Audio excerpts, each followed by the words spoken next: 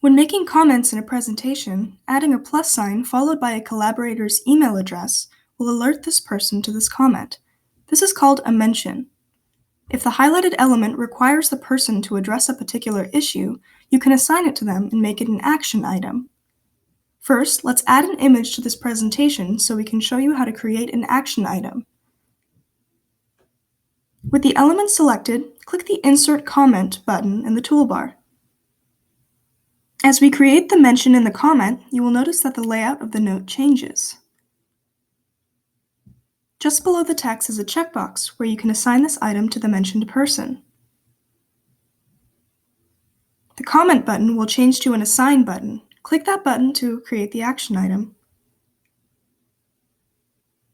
The collaborator will receive an email indicating that the item has been assigned to them, and the file will be marked as Priority Doc in their Google Drive and Slides interfaces. When the item has been addressed, collaborators or the assignee can click the check mark in the corner of the action item to mark it as done and hide the discussion. Just as with other comments, action items that have been marked as done can be found by clicking the Comments button at the top of the document. If it is necessary, those action items can be reopened from within that window.